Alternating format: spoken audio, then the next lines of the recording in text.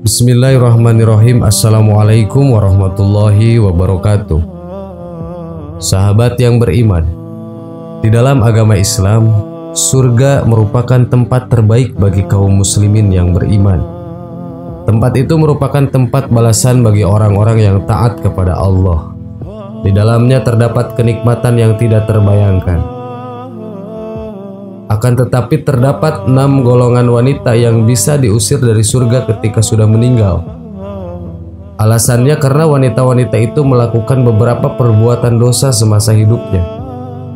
Terlebih, ke-6 golongan wanita ini tidak taat terhadap larangan agama dan menentang perintah Allah. Lalu siapa saja ke-6 golongan wanita yang diusir dari surga tersebut? Berikut adalah ulasannya. 1. Wanita yang tidak mensyukuri pemberian suami. Wanita yang tidak mensyukuri pemberian suami adalah wanita yang tidak cukup dengan satu hal. Bahkan wanita seperti ini biasanya akan senang melakukan pemborosan dan mengeluh terhadap suaminya. Dalam ajaran Islam, dijelaskan bahwa wanita yang demikian akan diusir dari surga dan masuk ke dalam neraka. 2. Wanita yang gemar mengumpat dan mengadu domba. Dalam ajaran Islam, sifat yang menyebabkan wanita masuk neraka adalah aktivitas mengadu domba. Selain itu, wanita yang sering mengumpat juga tidak akan masuk surga dan neraka adalah tempatnya. Wanita yang gemar menggobrol, berbincang dan bergosip dengan tujuan menjelekkan orang lain atau mengadu akan mendapat dosa yang sangat besar. 3. Istri yang menggugat cerai tanpa alasan.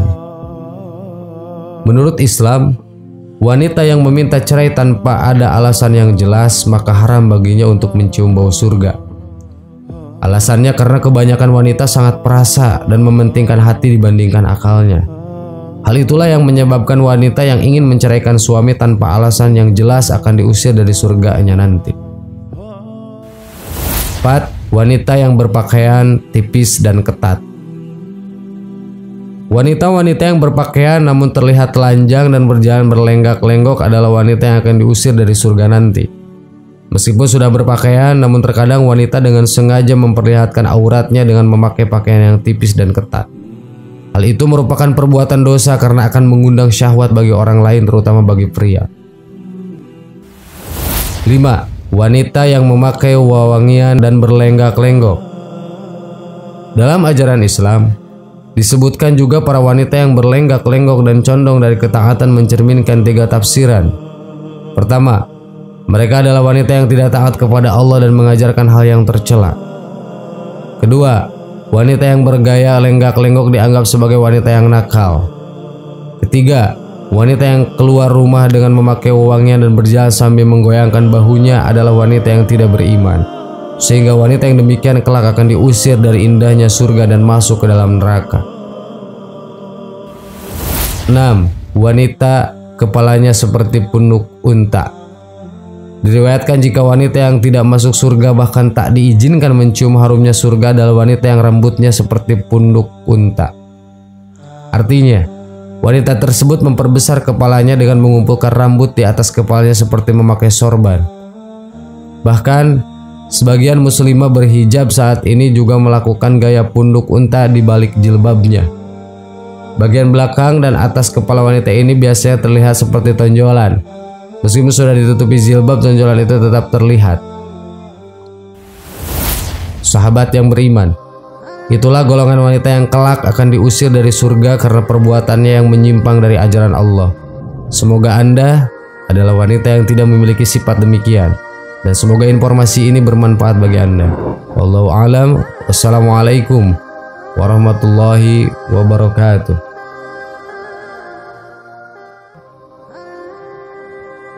Bismillahirrahmanirrahim. Assalamualaikum warahmatullahi wabarakatuh. Sahabat yang beriman, salat adalah ibadah yang wajib dilakukan oleh umat Islam. Salat adalah tiang agama. Namun dalam kondisi berbeda. Contohnya ketika dikumandangkan azan, perut sudah keroncongan sejak beberapa jam lalu. Dan ketika itu pula makanan telah tersaji, maka apa yang harus kita dahulukan? Makan dulu atau sholat dulu? Dalam buku fikih Sholat Imam Syafi'i karya Mustafa Al-Bugho dijelaskan, Imam Syafi'i berpendapat jika sudah tiba waktu sholat, namun di hadapan seseorang ada makanan yang terhidang dan ia berada dalam kondisi lapar, maka dianjurkan untuk mendahulukan makan dibandingkan sholat. Hal ini dilakukan agar tujuan fokus berpikirnya dalam sholat nanti hanya kepada Allah Subhanahu wa Ta'ala, bukan kepada sibuk memikirkan makanan yang dibayang-bayangkan terhidang di depan mata. Pendapat Imam Syafi'i ini disandarkan pada hadis Nabi Muhammad SAW. Dari Anas bin Malik, Nabi SAW bersabda, "Apabila sudah tersaji, dahulukan makan malam tersebut dari sholat maghrib, dan janganlah kalian tergesa-gesa dari makan kalian." Hadis riwayat Bukhari dan Muslim. Imam Syafi'i berpendapat apabila seseorang tetap mendahulukan sholat ketimbang makan malam padahal ia dalam kondisi lapar, maka makruh hukumnya melaksanakan sholat itu. Kefokusannya dalam beribadah menjadi poin inti yang ditekankan dalam agama ketika seseorang hamba menjalankan ibadah. Dalam sebuah hadis dijelaskan, jika sholat telah didirikan atau iqamah dan makan malam telah tiba, maka mulailah dengan makan malam. Hadis riwayat Bukhari Muslim. Seseorang yang sedang lapar atau ingin sekali makan tetapi menahannya, maka pikirannya akan dipengaruhi bayangan di luar sholat.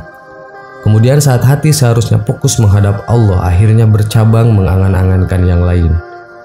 Rasulullah SAW bersabda, apabila seseorang makan sedikit, maka perutnya akan dipenuhi cahaya. Hadis riwayat Dailami.